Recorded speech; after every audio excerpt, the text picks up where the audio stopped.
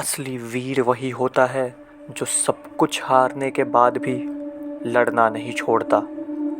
उस दिन भी कुछ ऐसा ही हुआ था। एक मैदान था, एक मैच था और एक आदमी डट के खड़ा था। जब सामने से आई आंधी में सब कुछ तबाह हो रहा था, तब एक शख्स अपनी तलवार की धूल साफ कर रहा था। जब सबने आशा छोड़ दी थी, तब वो पूरी देश की उम्मीदों के बोझ को अकेले उठाकर खड़ा था। जब एक शख्स अपनी तलवार लेकर पूरी फौज के सामने खड़ा था और अपने चारों ओर से हो रहे हमले को नाकाम करने पर तुला था। आखिर क्यों? क्या हो जाता? हार ही तो गए। पर क्या सच में? चाहे वो लॉर्ड्स के ऐतिहासिक मैदान पर 61 नॉट आउट की पारी हो या वो मैनचेस्टर के ग्राउंड पर खेली गई 77 रन की पारी हो, जडेजा किसी योद्धा से कम नहीं। और बात बस इन दो पारियों की नहीं है। ऐसी कई पारियां हैं जिससे उन्होंने भारत को जीत की दहलीज पर खड़ा किया है और वो दहलीज पार भी की है। पर आज हम उनकी काबिलियत पर ही बस बात नहीं करेंगे।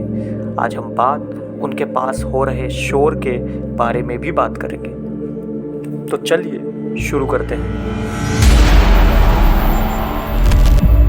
जडेजा का टेस्ट में एवरेज ऑलमोस्ट 37 का है, जो कि केएल राहुल, जो कि एक प्रॉपर बैट्समैन है, उनसे भी ज़्यादा है। जडेजा का बॉलिंग एवरेज लगभग 25 का है, जो सिराज से भी अच्छा है और अश्विन के लगभग पास है।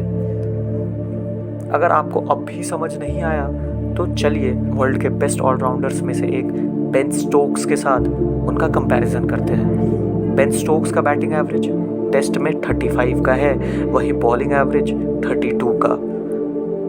अब आपको इस बात से अंदाज़ा हो गया होगा कि जडेजा क्यों नंबर 1 ऑलराउंडर हैं। पर बात आज बस कुछ आंकड़ों की नहीं है। बात है कि लोग कैसे उन्हें अभी भी ट्रोल कर रहे हैं। यहाँ तक कि पूर्व खिलाड़ियों ने भी उनको क्रिटिसाइज किया उनकी बैटिंग अप्रोच को लेकर। जहाँ पूर्व खिलाड़ी संजय मांजरेकर कह रहे हैं कि उनकी अप्रोच वैसी नहीं थी जिससे इंडिया जीत पाए, वहीं सुनील गावस्कर ने तो ये बोल दिया कि जडेजा को बाशिर और जो रूट के अगेंस्ट शॉट्स खेलने चाहिए थे। पर क्या सच में? जी नहीं। आप सोच के देखो कि आप एक ऐसी सिचुएशन में हैं जहां आपके सामने मात्र 71 पे आधी टीम आउट हो चुकी है, और आप क्या सोचेंगे उस समय? जीत तो दूर, हम हर बॉल को कैसे खेले, दिमाग में बस यही चलता रहेगा।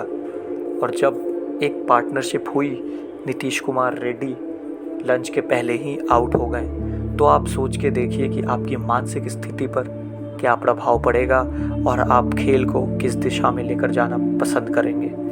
बुमराह के साथ पार्टनरशिप करना, फिर धीरे धीरे लक्ष्य की ओर बढ़ना और मात्र 22 रन्स के अंतर से उस मंजिल को खो देना जिसके लिए इतनी मेहनत की, इसका दर्द बस एक वही खिलाड़ी समझ सकता है जो मैदान में मौजूद रहा। और ये सारे क्रिटिसिज्म भी इसलिए आ रहे हैं क्योंकि मैच वहां तक गया। यदि जडेजा ना होते तो शायद भारत 90 पर ही ऑल आउट हो जाती।